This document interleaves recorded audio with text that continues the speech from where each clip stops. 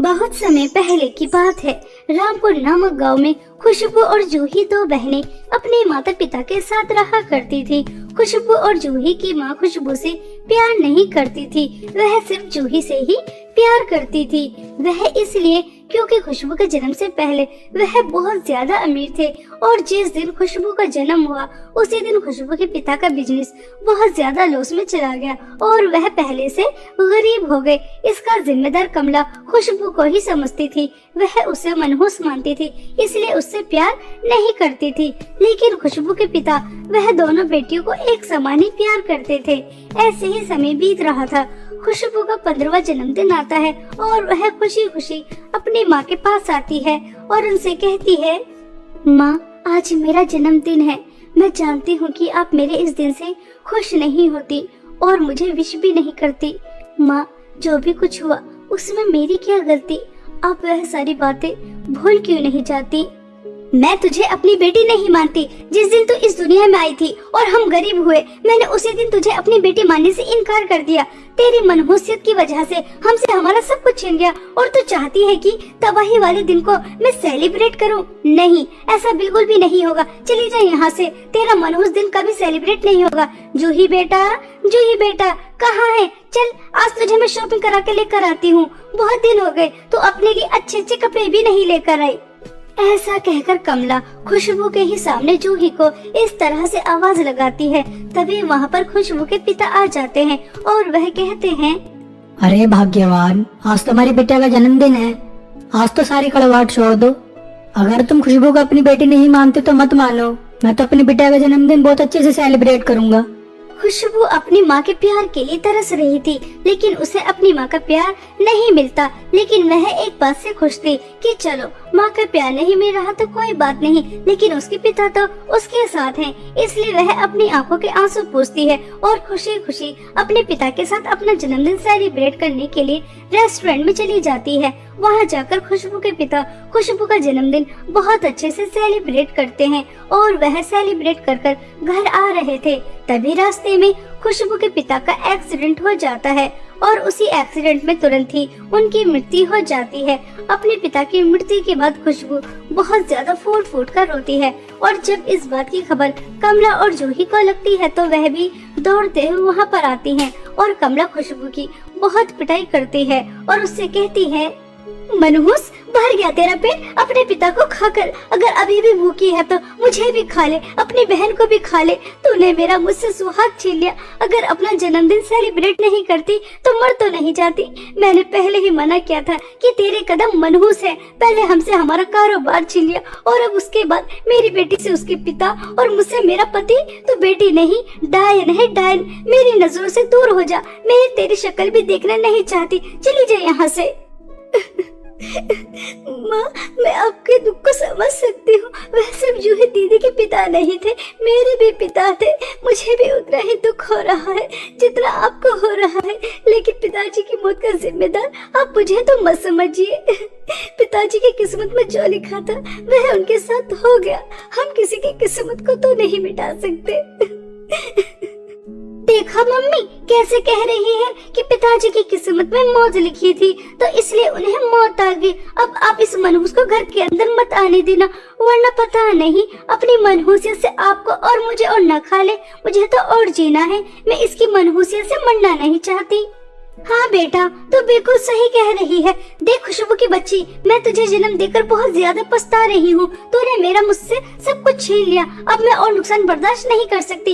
इसलिए अपना काला साया लेकर हमारी जिंदगी से बहुत दूर चली जा और कभी लौटकर मत आना। अगर तूने एक पल के लिए भी मुझे अपनी माँ समझा होगा तो तू अपनी मनहूस शक्ल लेकर कभी नहीं आएगी। बहुत दूर चली जाएगी हमारी जिंदगी से। बेचारी खुशबू अपनी माँ की सारी बात मान लेती है और अपने पिता के अंतिम संस्कार में भी शामिल नहीं होती। वह दूर से खड़ी होकर देखती रहती है और अपनी माँ और बहन की जिंदगी से बहुत दूर जाने का फैसला कर लेती है और वह रोते हुए इस गांव को छोड़कर शहर जा रही थी, लेकिन उसके पास एक भी रुपया नहीं था। बेचारी खुशबू भूखी प्यासी खाली हाथ बस जंगल के रास्ते चले ही जा रही थी। इसी तरह खुशबू को चलते चलते 2 दिन हो जाते हैं। तभी वह थक हार कर एक पेड़ के नीचे बैठ जाती है और बहुत रोती है। मुझे लगा था कि माँ मुझे गुस्से में डांट रही है, जैसे ही उनका गुस्सा शांत होगा वह मुझे लेने आ जाएंगे, लेकिन शायद सच में वह मुझे मनहूस समझती है, पिताजी का कातिल समझती है। बचपन से लेकर आज तक माँ के प्यार के लिए तरस रही थी, लेकिन माँ बचपन वाला हादसा भूल ही नहीं पाई कि एक और हादसा हो गया। मेरी वजह से पिताजी भी इस दुनिया से चले गए। लगता है मैं सच में ही मनहूस हूँ।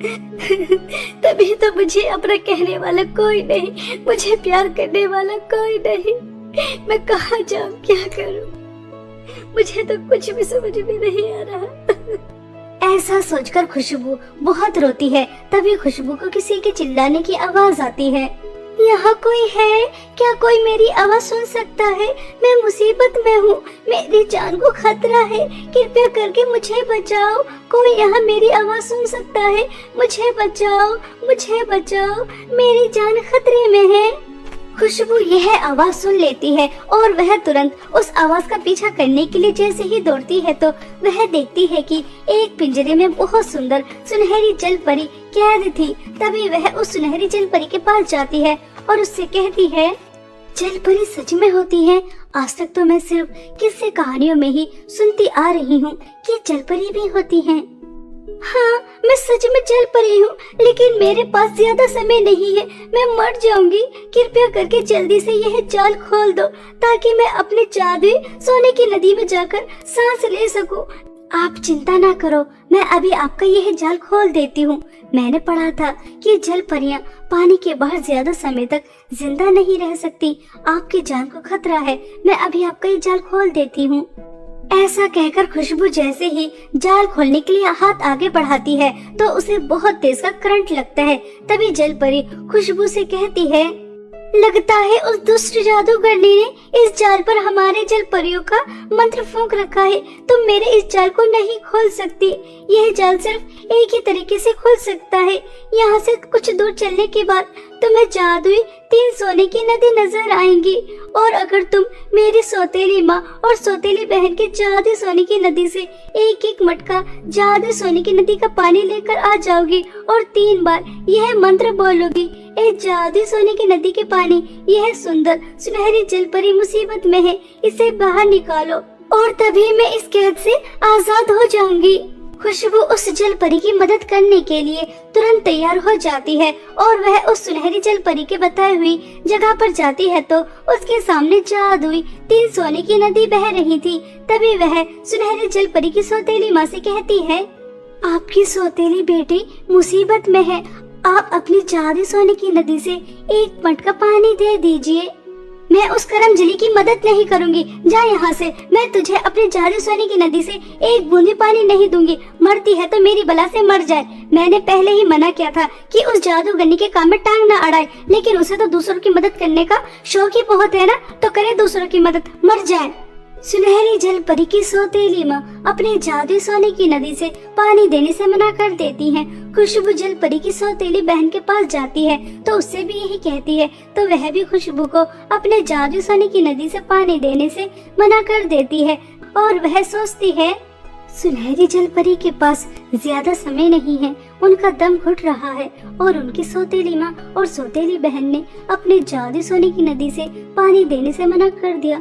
मैं उनकी जान बचाने के लिए क्या कर सकती हूँ?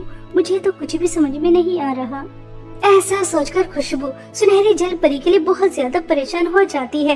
तभी वह देखती है कि दोनों माँ बेटी तैयार होकर किसी पार्टी में जा रही हैं। तभी खुशबू इस मौके का फायदा उठाती है और उन दोनों के दूसरे नदी में जाते ही वह छुपकर एक एक मटका दोनों जादुई सोने की नदी से भरती है और भागते हुए सुनहरी जल परी के पास ले जाती है और वहाँ जाकर उस जाल के ऊपर वह पानी फेंक कर कहती है, जादुई सोने की नदी के पानी, यह सुंदर सुनहरी जल परी मुसीबत में है, जल्दी से इसकी जान बचा और इसे इस जाल से बाहर निकाल। खुशबू के 3 बार ऐसा कहने से वह जाल टूट जाता है और सुनहरी जल परी बाहर आ जाती है। तभी समय रहते खुशबू सुनहरी जल परी को उसकी जादुई सोने की नदी में छोड़ देती है। तभी वह खुशबू से कहती है, खुशबू, तुम बहुत अच्छी हो। कोई अपनों के लिए भी इतना नहीं करता जितना तुमने मेरे लिए किया। तुमने मेरी जान बचाकर मुझ पर बहुत बड़ा एहसान किया है, इसलिए मैं तुम्हें अपनी जादू सोने की नदी से बहुत सारी धन दौलत देती हूँ। इतनी धन दौलत कि कभी तुम्हें किसी चीज की कोई कमी नहीं होगी। जल परी जी, मुझे धन दौलत नहीं चाहिए। मेरी माँ मुझसे प्यार नहीं करती और मेरी बहन भी मुझे मनहूस समझती हैं, इसलिए उन्होंने मुझे घर से बाहर निकाल दिया। मुझे मेरे पिता का कातिल भी समझती हैं। मेरे पास रहने के लिए कोई जगह नहीं है और प्यार करने वाला भी कोई नहीं है। आप मुझे बहुत अच्छी लगी। अगर आपकी अनुमति हो तो क्या मैं आपके साथ रह सकती हूँ? सुनहरी जल परी खुशबू को अपने जादू सोने की नदी में रहने की अनुमति दे देती है और अब खुशबू उसी के साथ रहने लगती है। ऐसे ही कुछ दिन बीत जाते हैं। खुशबू जादू सोने की नदी के अंदर रह रही थी, तभी वह सुनहरी जल परी के जादू गोले को देखती है तो उसके अंदर उसे अपना गांव नजर आता है। खुशबू खुशी खुशी अपना गांव देख रही थी और अपना घर देखकर वह खुश होती है। तभी वह देखती है कि उसकी माँ बिस्तर पर लेटी हुई है और वह बहुत ज्यादा बीमार है। उनके आसपास भी कोई नहीं है। यह देखकर खुशबू घबरा जाती है और वह जल परी से कहती है, जल परी, मैंने अभी अपनी माँ को आपके जादू गोले के अंदर देखा।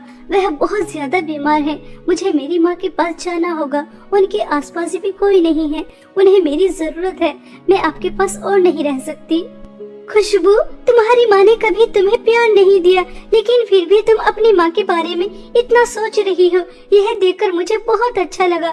तुम अपनी माँ के पास जा सकती हो और तुम्हारी माँ बीमार है, इसलिए तुम मेरे जादू सोने की नदी से पानी लेकर जाओ और उन्हें पिला देना। देखना, वह बिल्कुल ठीक हो जाएंगी। तुम्हारी माँ को कुछ नहीं होगा।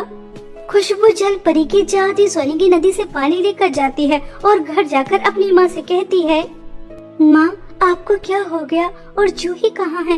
वह आपके पास क्यों नहीं? मुझे माफ कर दीजिए। आपको मेरी जरूरत थी और मैं आपके पास नहीं थी। खुशबू बेटा, हो सके तो मुझे माफ कर दे। मैंने हमेशा तुझसे बढ़कर जूही से प्यार किया। तुझे कभी कुछ नहीं समझा और जूही ने मेरे प्यार का मुझे यह सिला दिया।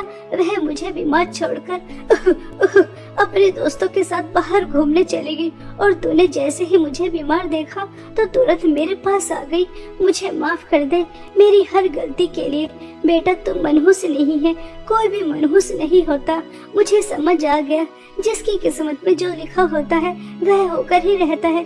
किसी के आने से जाने से कुछ नहीं होता। मुझे मेरे किए पर बहुत पछतावा है। तुझे बचपन से लेकर आज तक कभी प्यार नहीं मिला, लेकिन अब मैं तुझे अपने आप से कभी अलग नहीं होने दूंगी। बहुत प्यार दूंगी मेरी बच्ची। मुझे छोड़कर कहीं मत जाना। कमला को अपने किए पर बहुत पछतावा होता है और खुशबू अपनी माँ को जादू सोने की नदी का पानी पिला देती है, जिसकी वजह से वह बिल्कुल ठीक हो जाती है। अब खुशबू को उसकी माँ का प्यार मिल जाता है, जिसके लिए वह बचपन से तरस रही थी। इसी तरह खुशबू अपने अच्छे स्वभाव से सुनहरी जल परी की जान भी बचा लेती है और जादू सोने की नदी के पानी से अपनी माँ की बीमारी भी ठीक कर देती है और उसकी माँ का प्यार भी उसे मिल जाता है और वह हंसी खुशी अपना जीवन अपनी माँ के साथ बिताती है।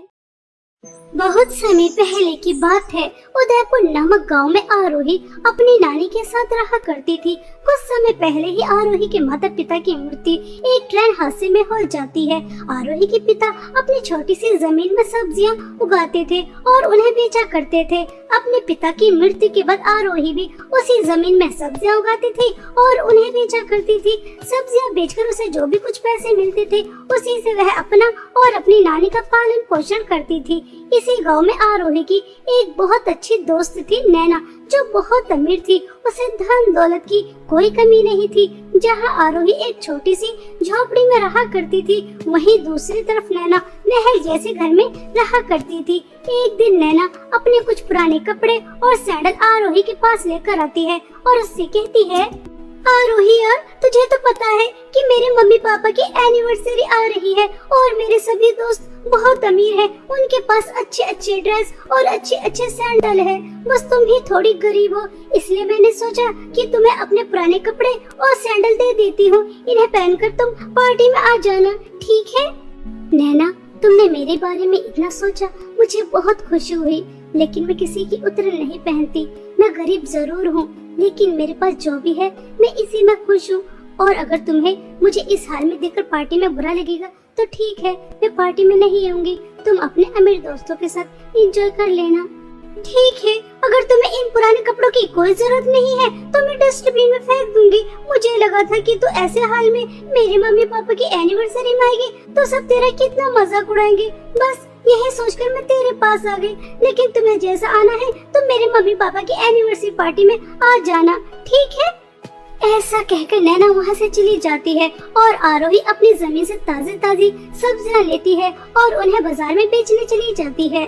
सब्जी ले लो सब्जी, हरी हरी ताजी ताजी सब्जी ले लो। पालक, धनिया, मेथी, मटर, गाजर, टमाटर, आलू, सब्जी ले लो सब्जी, ताजी ताजी सब्जी ले लो।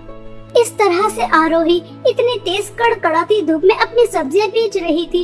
आज आरोही के पास बहुत कम ग्राहक आते हैं, मगर उसकी जितनी भी सब्जियां बिकती है वह उन्हें के पैसे लेकर घर जा रही थी। तभी उसे सामने एक बेकरी नजर आती है, जिसे देखकर आरोही सोचती है, मैं रोज इसी रास्ते से गुजरती हूँ और इस बेकरी पर हमेशा इसी तरह से भीड़ लगी रहती है।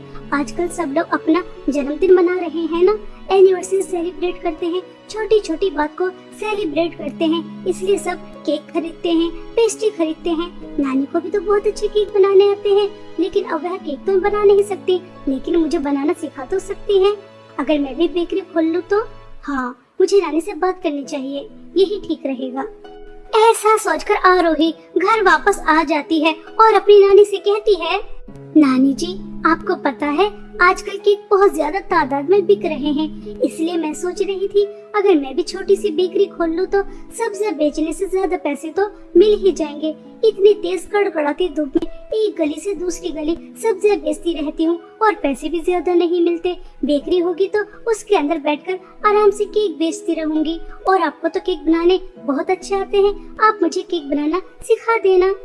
हाँ बेटा, सोच तो तुम बिल्कुल सही रही हो, मगर बेटा हम गरीब हैं, हमारे पास इतने पैसे कहाँ से आएंगे कि हम बेकरी खोल सकें। बेकरी खोलने में तो बहुत ज्यादा पैसे लग जाएंगे, हमारे पास तो कोई जमा पूंजी भी नहीं है, सोने की चीज भी नहीं है जिसे बेचकर हम बेकरी खोल सके। सब्जी बेचकर तुम बस इतने ही पैसे कमा पाती हो कि हम बहुत मुश्किल से 2 समय का खाना खा पाते हैं। मेरी दवाइयाँ भी समय पर नहीं आती, इतना बड़ा काम हम कैसे कर सकते हैं बेटा?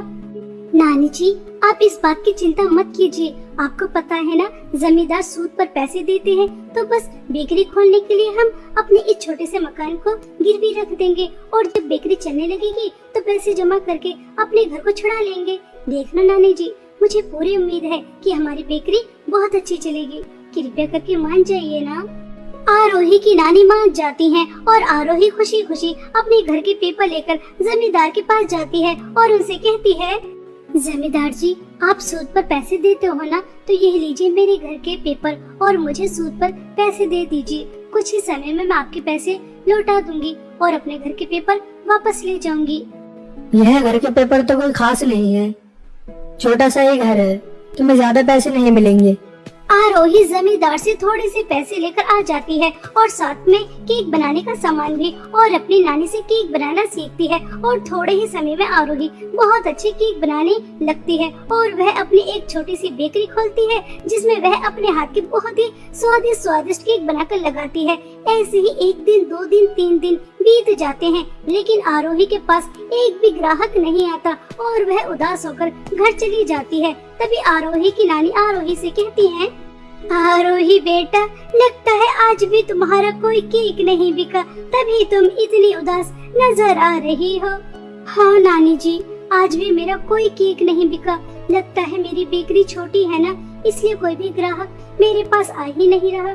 मगर नानी, मैं कोशिश करती रहूंगी, क्योंकि कोशिश करने वालों की कभी हार नहीं होती। और देखना, एक दिन मेरी बेकरी बहुत अच्छी चलने लगेगी, आप परेशान मत होइए।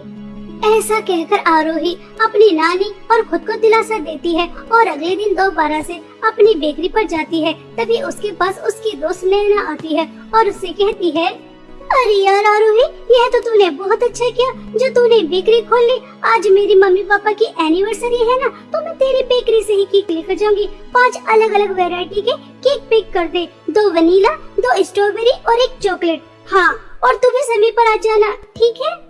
ऐसा कहकर नैना उसकी बेकरी से 5 केक ले जाती है। शाम को आरोही भी पार्टी में चली जाती है।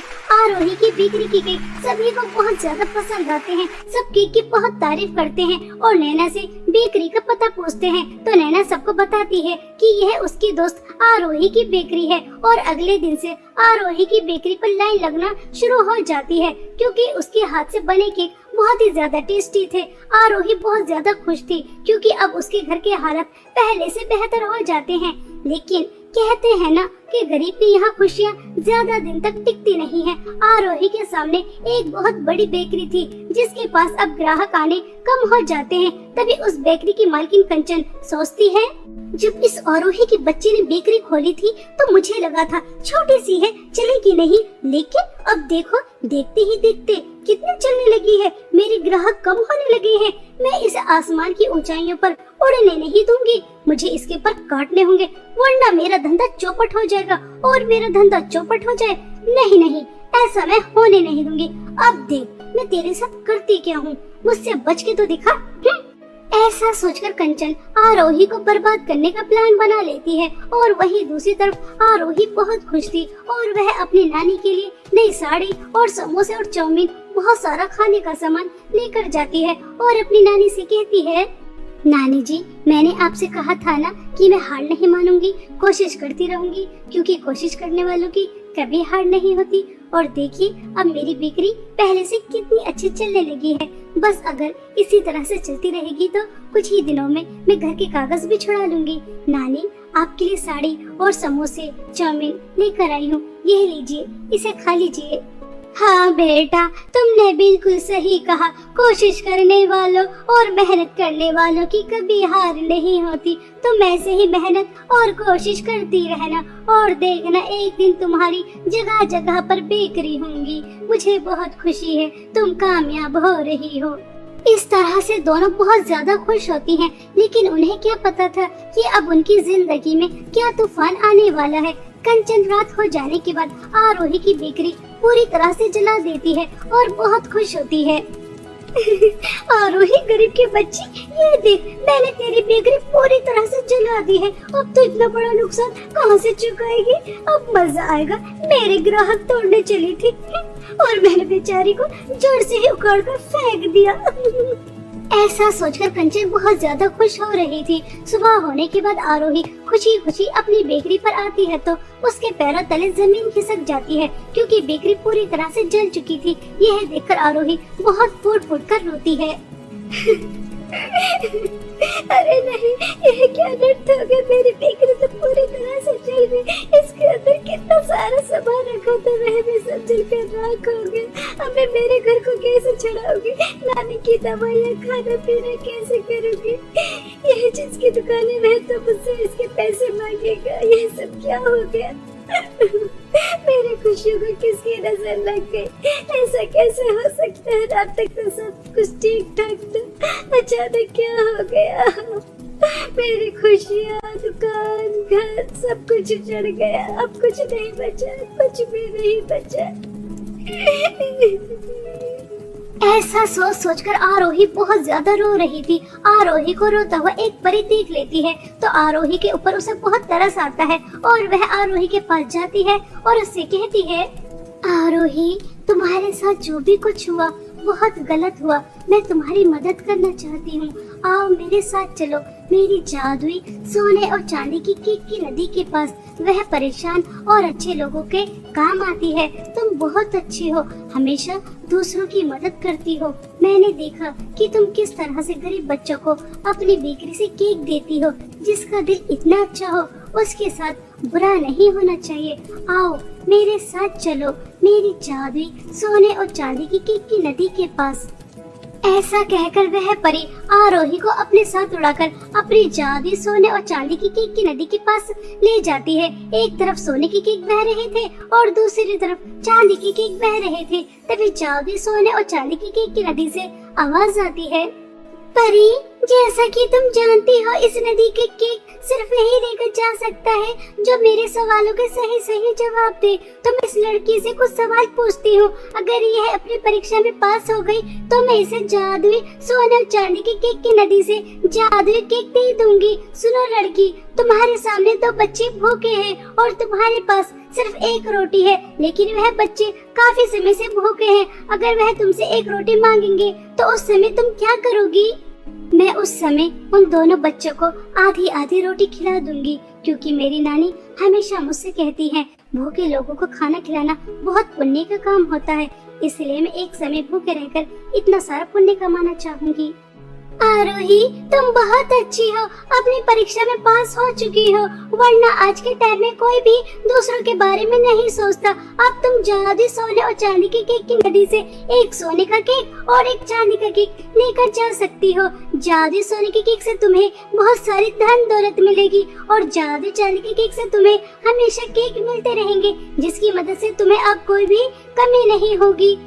आरोही खुश होकर जादुई सोने और चांदी की नदी से जादुई केक लेकर आ जाती है और जादुई सोने के केक से बहुत सारी धन दौलत लेकर अपना सारा कर्जा चुका देती है और अपनी एक बहुत बड़ी बेकरी खोलती है और जादुई चांदी के केक से केक लेकर उस बेकरी में बेचती है। इस तरह से आरोही की बहुत सारी बेकरियां होती हैं और उसका बहुत नाम होता है। आरोही कुछ ही दिनों में बहुत अमीर हो जाती है और जब इस बात की खबर कंचन को लगती है तो वह आग बबूला हो जाती है। नहीं नहीं, ऐसा नहीं हो सकता। वह मामूली सी लड़की इतनी आगे नहीं बढ़ सकती। आज उसकी एक नहीं, दो नहीं, 5-5 बेकरियां हैं और वह इतनी अमीर नहीं हो सकती। मुझे पता लगाना होगा आखिर उसे क्या मिला है जो इतनी जल्दी इतनी ज्यादा अमीर हो गई। हाँ, मुझे पता लगाना ही होगा। ऐसा सोचकर कंचन उसके घर जाती है तो उसे पता चल जाता है कि जादुई सोने और चांदी की केक की मदद से वह इतनी अमीर हुई है और एक दिन मौका देखकर वह जादुई सोने का केक चुराकर लेकर आ जाती है और घर आकर उससे कहती है, ये है जादुई सोने का केक, इससे जो भी कुछ मांगते हैं ये दे देता है। ए जादुई सोने का केक, मुझे बहुत सारी धन दौलत दे, इतनी सारी धन दौलत कि मुझसे ज्यादा अमीर कोई और ना हो और वह आरोही की बच्ची दोबारा से गरीब हो जाए, उसके पास कुछ भी ना रहे। जल्दी से तू मुझे बहुत सारी धन दौलत दे दे। कंचन के इतना कहते ही जादुई सोने के केक के अंदर से धन दौलत तो नहीं बल्कि बहुत सारे सांप और बिच्छू निकल कर आते हैं जो उसे तुरंत ही डस लेते हैं और उसकी तुरंत ही मृत्यु हो जाती है। कंचन को उसके लालच और बुरे स्वभाव की सजा बहुत अच्छी तरह मिल जाती है और वही दूसरी तरफ आरोही अपने साथ साथ पूरे गांव की भी बहुत मदद करती है और खुद भी एक हंसी खुशी जीवन बिताती है। सिर्फ और सिर्फ अपने अच्छे स्वभाव और दूसरों की मदद करने की वजह से आज उसके पास जादुई सोने और चांदी के केक थे, जिसकी वजह से आज वह एक खुशहाल जीवन बिताती है।